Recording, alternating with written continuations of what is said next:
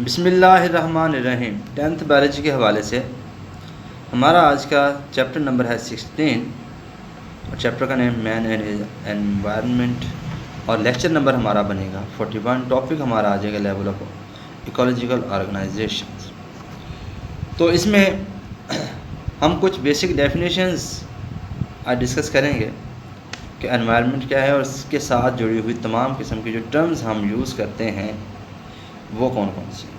पहली बात तो यह एनवायरनमेंट क्या है। एनवायरनमेंट किसी भी ऑर्गेनिज्म के इर्द गिर्द पाए जाने वाली तमाम चीज़ें जो उस पर असरअंदाज होती हैं वो उसका एनवायरनमेंट कहलाता है। और एनवायरनमेंट और उस ऑर्गेनिज्म के दरमियान जो रिलेशनशिप है उसकी अगर हम स्टडी करते हैं तो ये स्टडी हमारी क्या कहलाती है, बायोलॉजी की एक ब्रांच इकोलॉजी कहलाती है। 9th क्लास में भी आपने डेफिनेशन ये पढ़ी हो। तो क्या हुआ कि इकोलॉजी में हम स्टडी करते हैं किसकी, ऑर्गेनिज़म और उसके एनवायरनमेंट के दरमियान जो रिलेशनशिप है उसकी स्टडी करते हैं। अब उस किसी भी एनवायरनमेंट में आप देखेंगे कौन कौन सी चीज़ें, कौन कौन से ऑर्गेनिज़म, उनके क्या क्या नाम हैं, उनके किस तरह की टर्म्स हम यूज़ करते हैं उन सब के लिए। तो पहली टर्म जो हम यूज़ करते हैं वो है हमारे पास स्पीशीज़। स्पीशीज़ क्या होती है?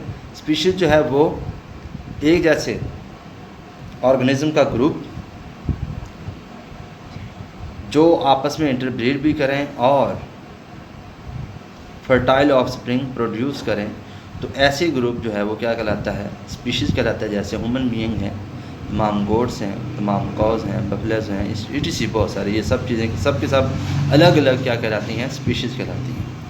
अब एक जैसी स्पीशीज़ की का जो ग्रुप होगा जो किसी एक जगह पर रह रहे हों, एक जैसी स्पीशीज़ का ग्रुप जो किसी एक जगह पर हैबिटेट मीन जगह जिस पर वो रहायश मस्कन जहाँ पे कोई ऑर्गेनिजम्स रह रहे हों, तो उस ग्रुप को हम नाम देते हैं पॉपुलेशन का, जिसे उर्दू में आबादी का नाम दिया जाता है। इसके बाद यही पॉपुलेशन मुख्तलिफ पॉपुलेशन जब इकट्ठी एक जगह पे रह रही हों और आपस में इंटरेक्ट भी करें मुख्तलिफ तरीक़ों से, एक दूसरे के साथ इनका लिंक भी हो, फूड लेने देने के हवाले से हो, जिस तरह का भी हो, तो इस तरह का जो रिलेशनशिप है मुख्तलिफ पॉपुलेशंस के दरमियान, तो वो क्या कहलाता है, कम्युनिटी कहलाता है। इसके बाद एक और डेफिनेशन है इकोसिस्टम की। इकोसिस्टम में हम बात करते हैं कि कोई भी देखें एनवायरनमेंट के दो ही कंपोनेंट होते हैं, एक बायोटिक और दूसरा नॉन बायोटिक। अब बायोटिक में तो हमारे पास कम्युनिटी की बात कर रहे हैं या पॉपुलेशन की बात कर रहे हैं। अब बायोटिक कम्युनिटी जो हमारी है वो एबायोटिक कंपोनेंट्स के साथ उनका जो लिंक होगा और वो इकट्ठे रह रहे हों, क्योंकि एक दूसरे के बगैर ये रह नहीं सकते। जैसे कि लैंड है, ज़मीन है या वाटर है, इसके बगैर हम नहीं रह सकते। ये नॉन बायोटिक कंपोनेंट है हमारे एनवायरनमेंट के। तो इनका और ऑर्गेनिज़म का जो लिंक है वो क्या कहलाता है, इस तरह के जो एक सिस्टम बनता है उसे हम नाम देते हैं इकोसिस्टम का। एग्जांपल दी है पॉन्ड या लेक की बात कर लें, फॉरेस्ट की बात कर लें, इसमें आपने देखा होगा बहुत सारी चीज़ें हैं, लिविंग भी हैं, नॉन लिविंग भी हैं, मिलकर एक सिस्टम बना रहे हैं, उसी को हम इकोसिस्टम का नाम देते हैं। बायोस्फीयर क्या है? बायोस्फीयर देखें अर्थ प्लैनेट जो हमारा है वहाँ पे जितने भी ऑर्गेनिज्म किसी जगह पे रह रहे हैं वो सारे के सारे बायोस्फीयर में ही शामिल हैं।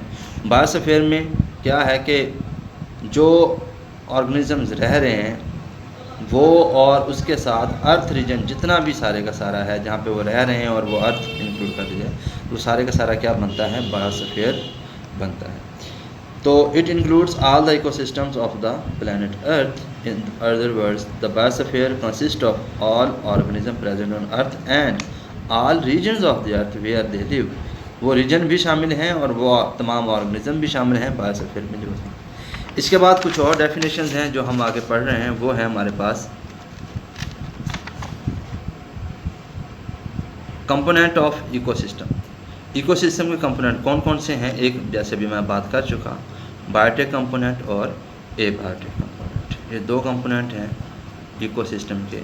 इसके बाद बायोटिक कंपोनेंट की अगर बात कर लें, प्रोड्यूसर्स होते हैं, कंज्यूमर्स होते हैं और डिकम्पोजर्स होते हैं। बेसिकली ये हैं प्रोड्यूसर्स यानी प्लांट्स वगैरह जो फूड प्रिपेयर करते हैं फोटोसिंथेसिस के अमल से।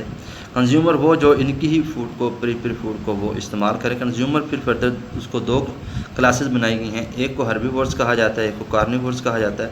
हर्बीवोर्स वो जो सब्ज़ा वगैरह यानी प्लांट्स वगैरह के पत्ते वगैरह खा के गुजारा करते हैं, कार्निवोर्स वो जो गोश्त वगैरह पे गुजारा करते हैं।